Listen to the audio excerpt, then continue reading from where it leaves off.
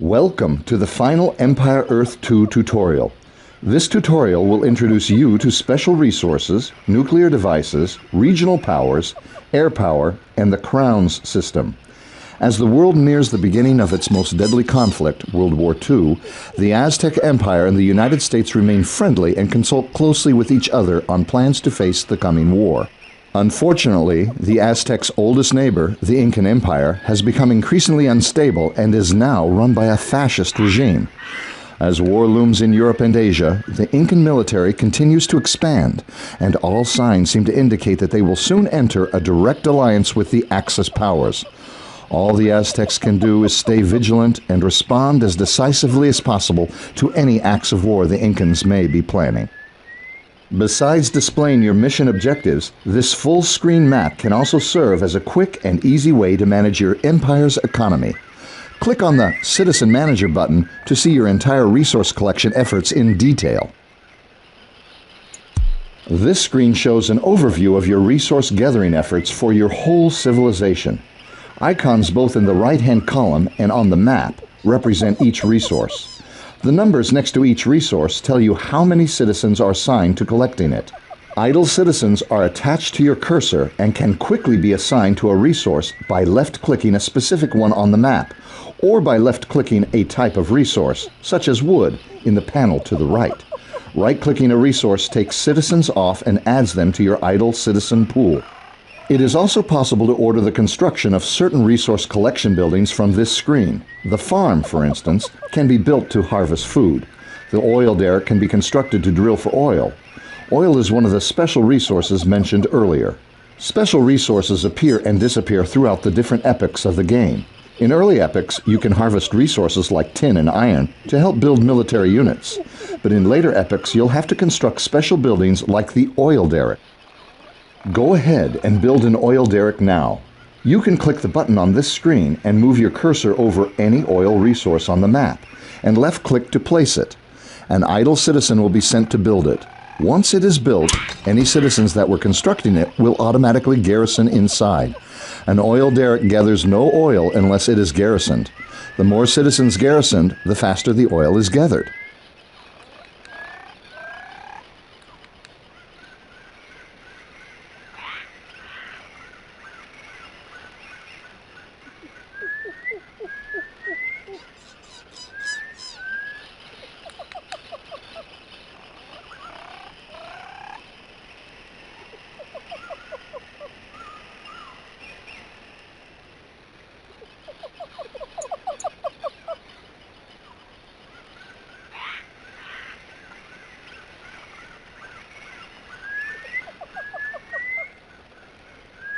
You will now accumulate oil at a steady rate. Another type of resource that requires a special building in order to be gathered is technology. If you assign some citizens to the Tech Points resource in the right-hand panel, those citizens will move to the nearest university and garrison it. Tech Points are critical to researching technologies and moving your civilization forward through the epochs. Press the Tab key to exit this screen when you are ready to continue. Open the Tech Tree to see what technologies are available to be researched this epoch.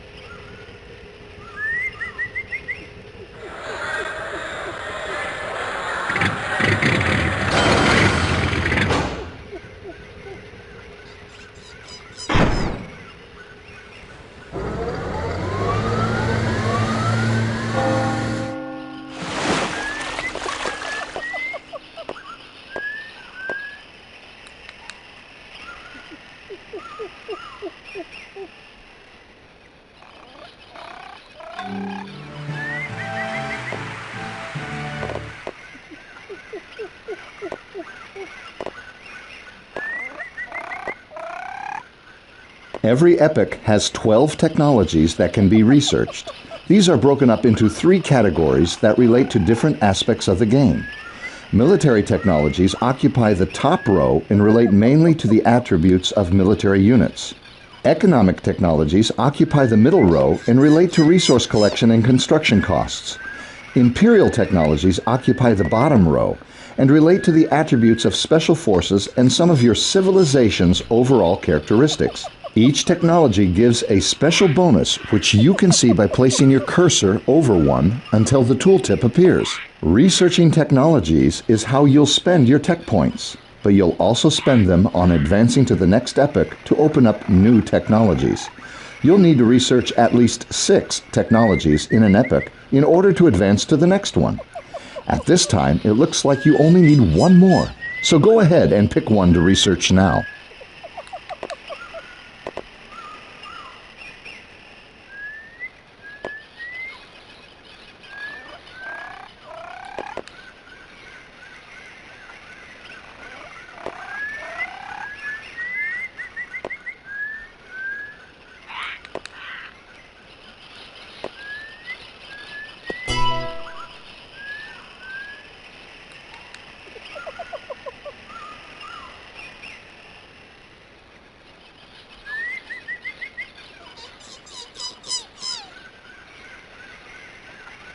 Advance to Epoch 13 by left-clicking on the flashing epoch display at the top of the screen.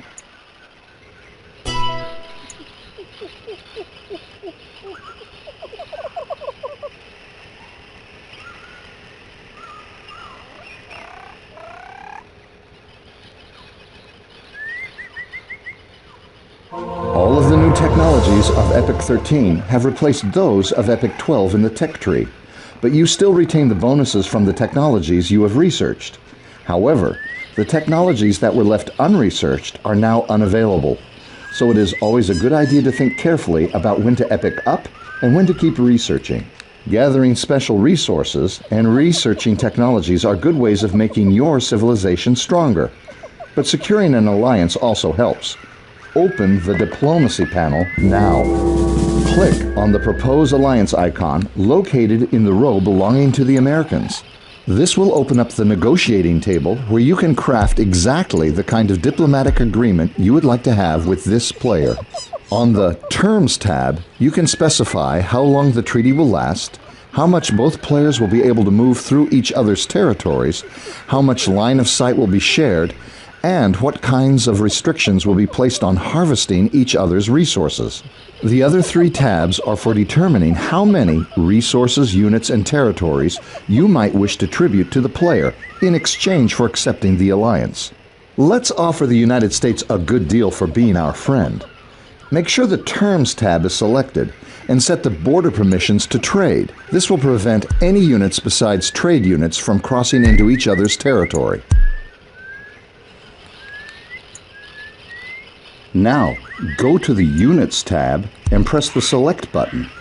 The Diplomacy menu goes away, but your treaty offer has not disappeared. It's just waiting for you to select which units you wish to tribute in the proposal. Select a citizen and click the Diplomacy button again, and you'll see the selected citizen is now included in the deal. Finally, go to the Territories tab and select your territory that borders the United States player. An icon appears on that territory, indicating it will also be included in the deal. When a territory is given to another player, all buildings on that territory are given over as well. Now, click the Send button and then exit the menu by clicking on the Close button. It seems the Americans have another kind of treaty in mind. Enter the Diplomacy menu again and click View Proposal to see the Americans' counter offer. When a player makes a counter proposal, you can easily see what that player changed by looking at anything highlighted in red. In this case, the only thing that has changed is that he has made a modest demand of resources. Click Accept to accept the treaty as it is and formalize the alliance.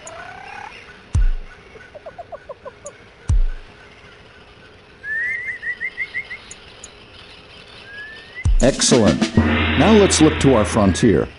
Go to where the signal flare has just appeared by pressing the space bar and select the outpost there.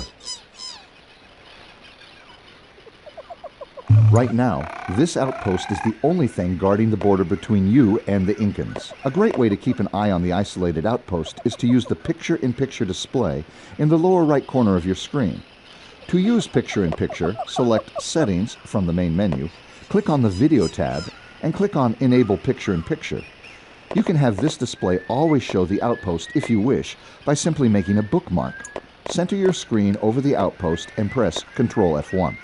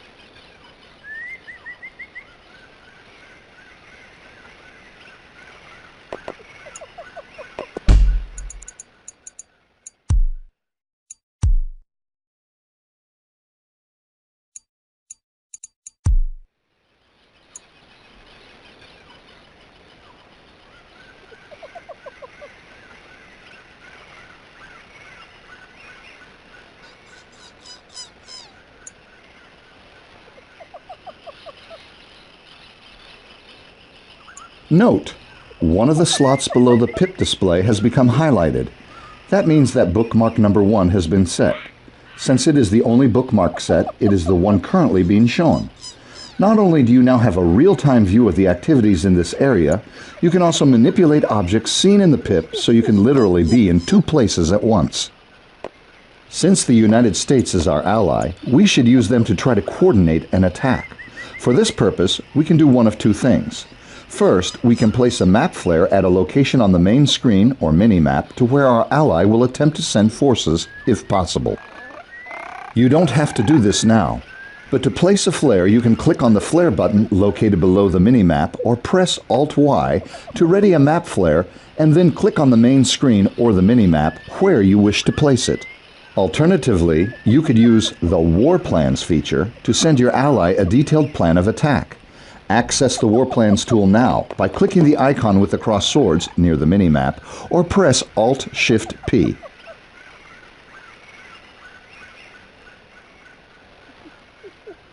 From here, you can draw a set of directions and specify an objective on the map and send it to an ally for their consideration.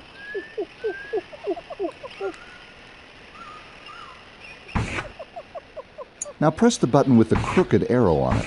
This is the Path tool. You can set waypoints on the map by left-clicking and then right-clicking to end placement. This tool is used to show what path your units will take as part of this plan.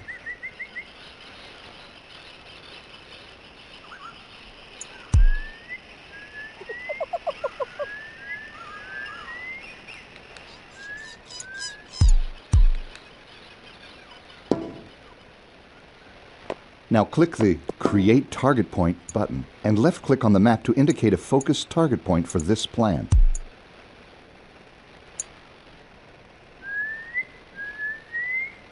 Now press the Circle button to create an area on the map. Hold down the left mouse button while dragging the mouse to create a circular area of any size. This tool is used to indicate an area of interest rather than just one target.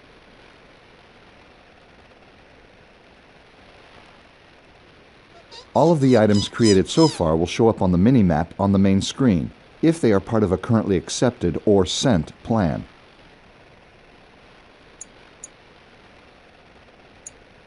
However, text labels are only visible from the War Plans page.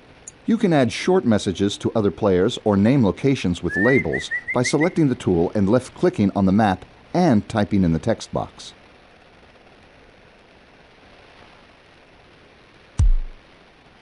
You can also manipulate anything you have drawn so far by using the Select Element button. Select this button and click and drag any element you have created to move it to another location.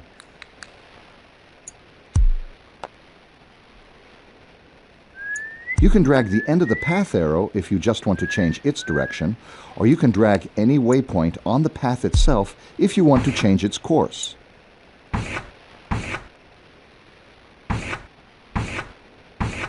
You can also resize the circle you made by clicking and dragging its edge.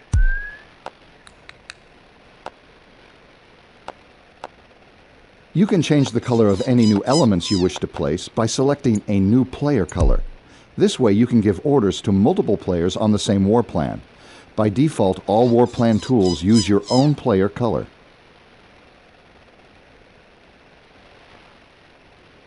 Now select the USA player's color and select the Path button and create a path on the map that you wish your ally to follow while executing this war plan.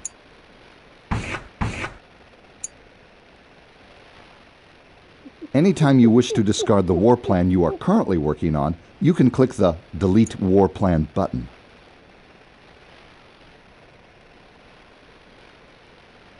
When another player sends you a war plan, you will receive a text message at the top of the screen and their name will highlight and flash on the panel on the right.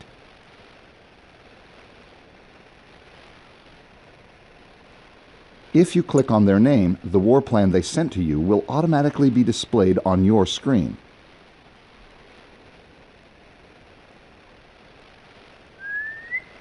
If that player has sent you more than one war plan, you can click on a drop-down box next to the player's name to select which one you wish to view.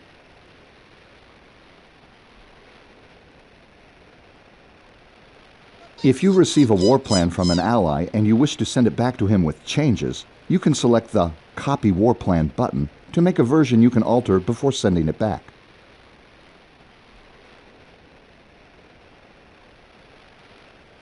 When you are finished creating or modifying a war plan, you can quickly send it to all of your allies at once by pressing the Send to Allies button.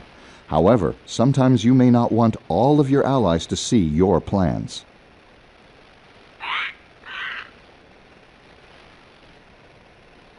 The Send Current War Plan button will take you to a panel where you can customize which players will receive your war plan.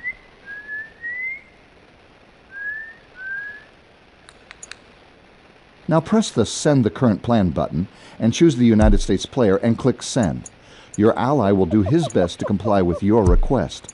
But remember, as with human allies, computer allies don't always do things the way you planned.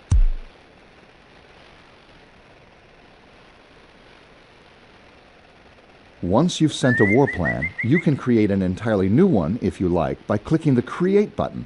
This will wipe your current plan off the screen, but it will not be erased.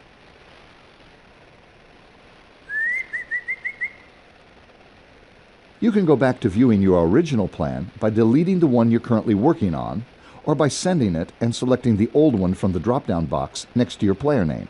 For now, let's exit this screen by pressing the Tab key.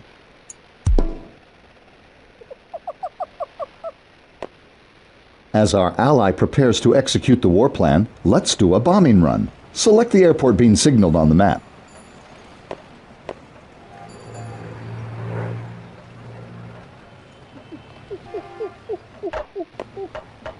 The airport is the center of your air power. From here you can set a mission flag, which determines where your air units will patrol. You can determine who goes on the mission and who doesn't by using the Add Aircraft to Mission button. This button is defaulted to always being on, so any planes produced will immediately fly out to the mission flag.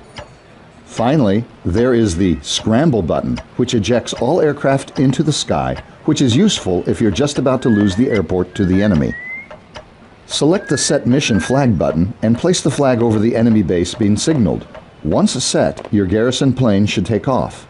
If not, simply select them in the airport's information panel and click Add Aircraft to Mission.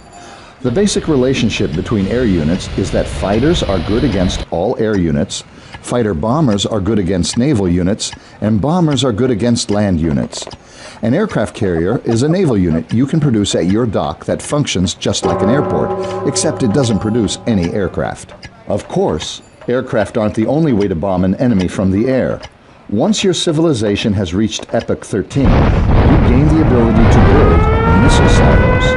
Go to the area being signaled and select the citizens there.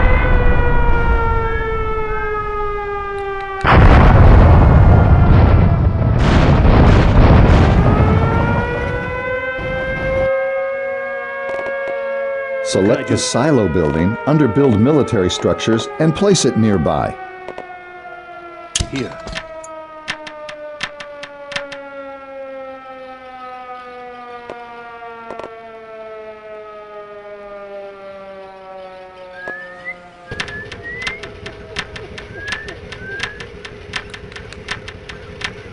Now, select the silo.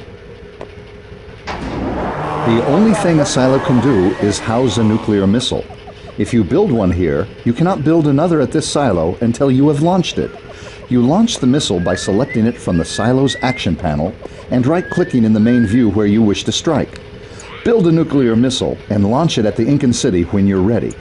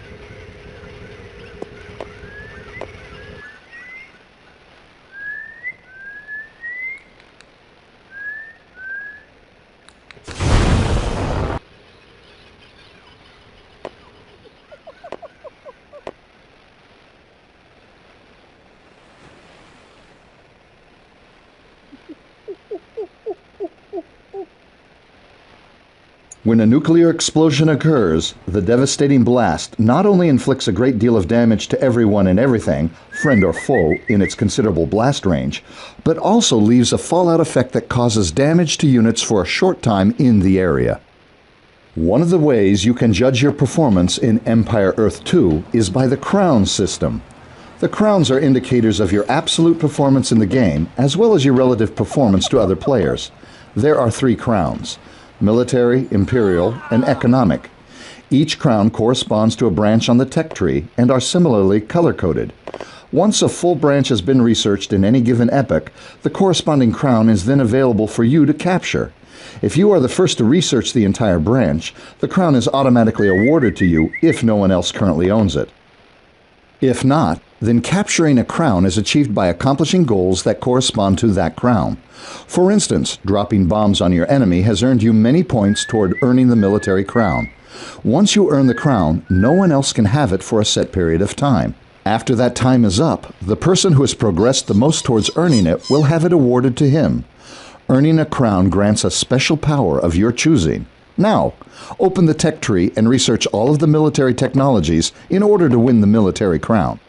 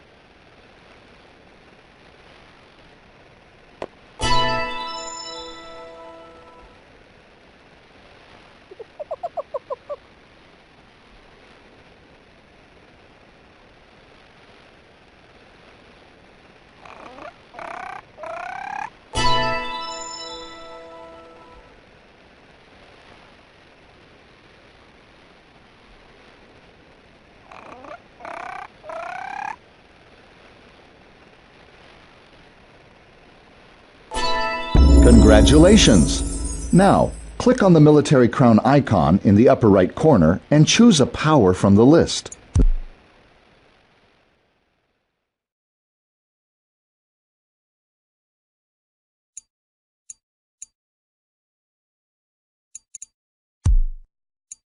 This power will be available to you for the duration of the time you hold the crown. When the time expires, every player's eligibility and crown score is assessed and the crown is awarded again. When you have chosen a power, go back to your city center. Notice there is another unit here. This is a military leader. You have earned a military leader by winning the military crown. Other leaders become available by winning other crowns. The leader has both a passive and active effect on other units. A passive power is one that projects a beneficial effect on all your units in a radius around the leader without any direct input from you. A button on the leader's UI that only activates when you click it and select a target represents an active power. Send your leader to join with the forces being signaled right now. Of course.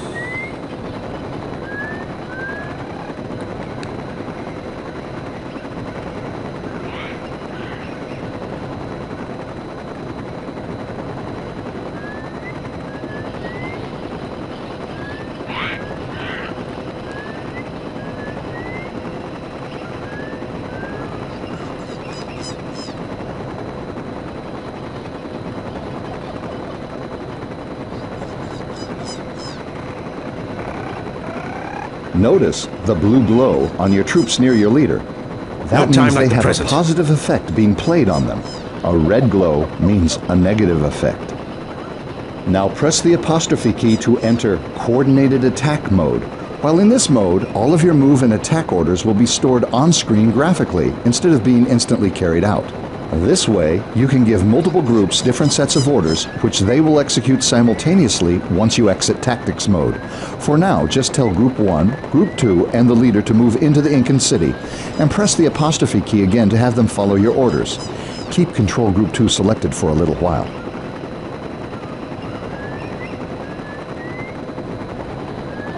Select the unit icon, flashing in the unit information panel. We'll talk about the characteristics of different civilizations.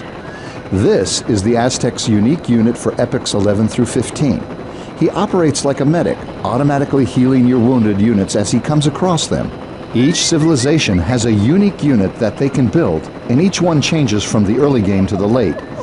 Each civilization has other things that make it distinct from one another. Ready when you are. But civilizations also fall into regional groups. The Aztecs, for example, share some things in common with the Incans because they are both part of the Mesoamerican region. For instance, both share the same regional power. Place your cursor over the flashing icon to get details about this power. This is the Mesoamerican late-game power of cloning. When you activate this power, for a short period of time, any unit your priests convert will create another unit just like him under your control. Now, let's move into the final lesson. Make sure your units target and destroy the Incan city center. When that is done, bring some citizens into the territory and build your own city center. Alternatively, you could just capture the Incan city center. Either way, this is how you capture a territory. The map is divided up into territories, which you can see by selecting the territory overlay under the minimap. No time like the present. Controlling more territories allows you to build more city centers and houses, which in turn allows you to build more troops. Building houses in a territory also has the added benefit of increasing the bonus to any resources collected in that territory. Some victory conditions depend on controlling a certain number of territories or a specific territory, like this one. When you have seized the Incan territory, this tutorial will end. Good luck and enjoy Empire No time like the Earth present. 2.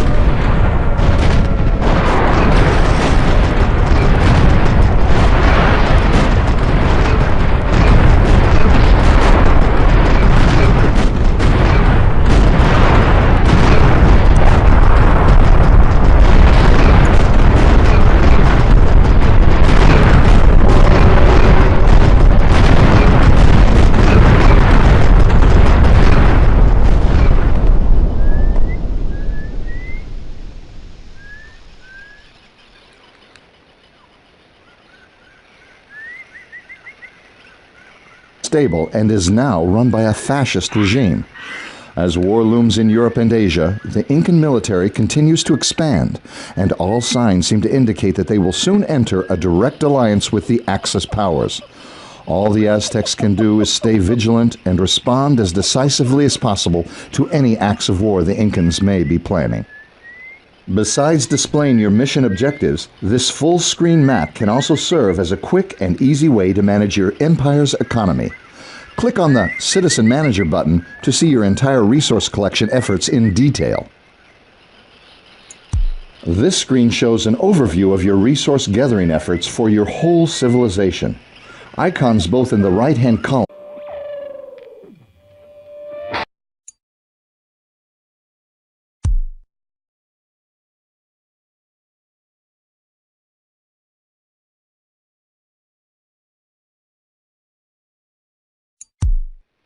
Welcome to the final Empire Earth 2 tutorial.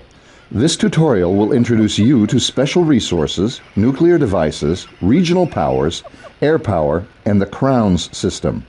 As the world nears the beginning of its most deadly conflict, World War II, the Aztec Empire and the United States remain friendly and consult closely with each other on plans to face the coming war.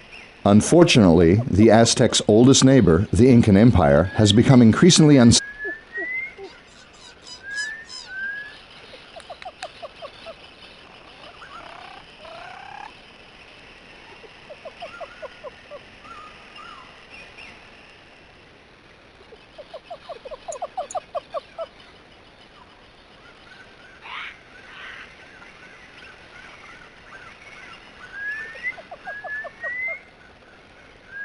You will now accumulate oil at a steady rate. Another type of resource that requires a special building in order to be gathered is technology. If you assign some citizens to the Tech Points resource in the right-hand panel, those citizens will move to the nearest university and garrison it. Tech Points are critical and on the map represent each resource. The numbers next to each resource tell you how many citizens are assigned to collecting it. Idle citizens are attached to your cursor and can quickly be assigned to a resource by left-clicking a specific one on the map, or by left-clicking a type of resource, such as wood, in the panel to the right.